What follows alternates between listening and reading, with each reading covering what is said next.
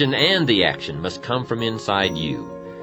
No wise counsel from any source will ever replace the intensity that comes from a personal commitment to excellence. It is often said that reality is the best beginning, and perhaps it might also be the best beginning for your journal. One of the first entries you will want to consider making is a complete account of how it is for you right at this moment in your life. What's got you turned on? What's got you turned off? How is it going at home, at work?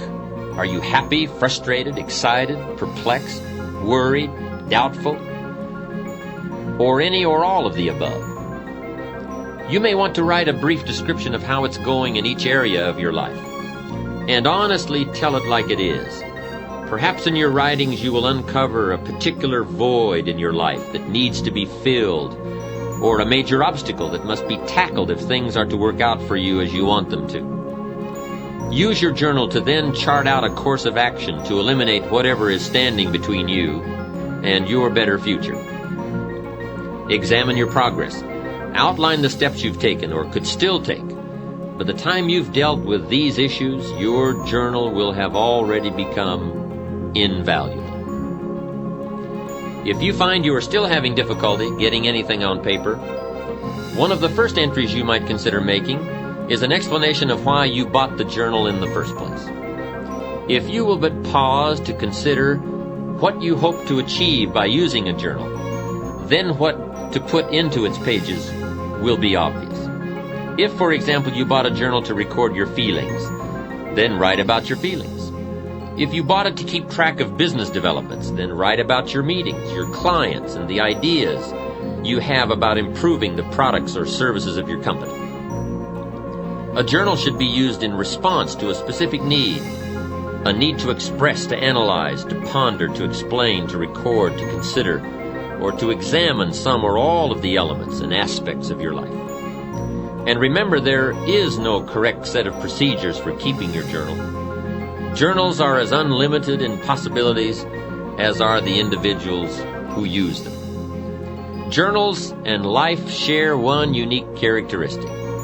Both provide you with a space to fill as you wish. And for those who are not yet sure how they wish to fill life spaces, a journal offers you a chance to paint mental pictures of the limitless paths you could travel. In a novel, an author places imaginary characters in imaginary circumstances and then predicts their behavior and responses to these events. So be the author of your own life. Create on paper a set of circumstances, then place you in the middle of them. How would you feel about doing that? What would it be like to live in that city? Being there, how would you feel having those responsibilities or those freedoms? Pick a direction and travel with your imagination to new environments, to new positions, to new opportunities. Create on paper an ideal job, describe an ideal relationship, state an ideal income, outline an ideal code of personal behavior, design an ideal lifestyle. Then take your dreams and transfer them into written goals with priorities and deadlines. List the specific steps you must take in order to achieve them, and then write out a detailed plan of action. Take your dreams for your mind to the page, and then take them from the pages of your journal and make them happen in your life. Learn to paint these mental pictures, and then, like an artist, create something of substance on the canvas of your life, using all of your available resources. Add new color, new depths, new dimensions, new meanings to where and who you currently are by exploring where and who you still can be. Set yourself free and explore the possibilities of life with paper and pen. There's no risk involved. You cannot fail.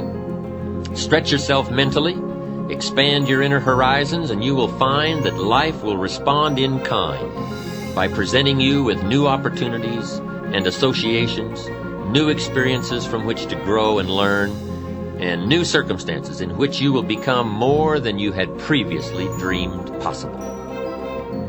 Remember the advice of Napoleon Hill, who wrote that whatever the human mind can conceive and believe, it can also achieve.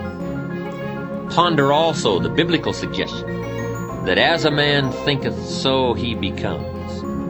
And know without the shadow of all doubt that whatever you create on the pages of your journal, you can, with enough belief, commitment, discipline, and desire, create in your life.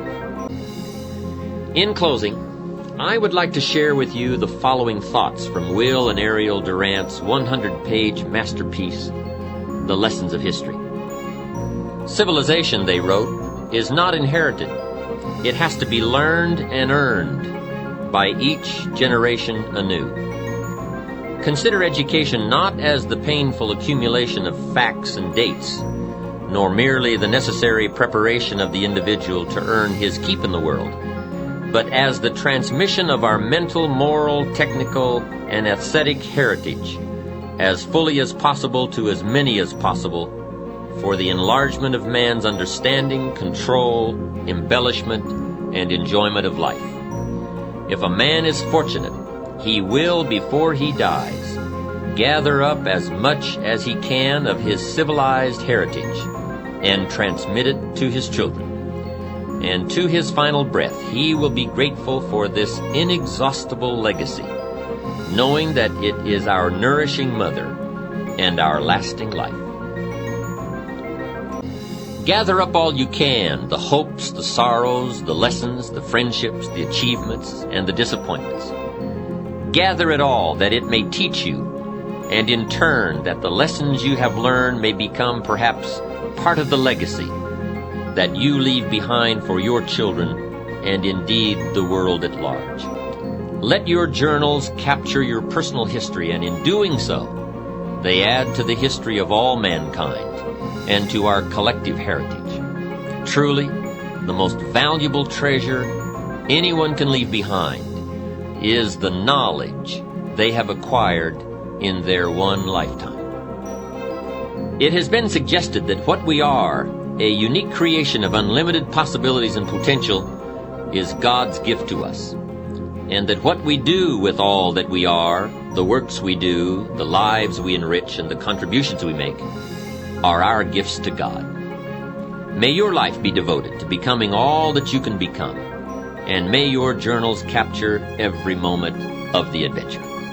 To receive more information on Jim Rohn's speaking schedule and products, please visit his website at www.jimrohn.com, where you can also subscribe to receive free the weekly Jim Rohn Easy newsletter. Or you can call Jim's office at 800-929-0434. In the Dallas-Fort Worth area, please call 817-442-5407.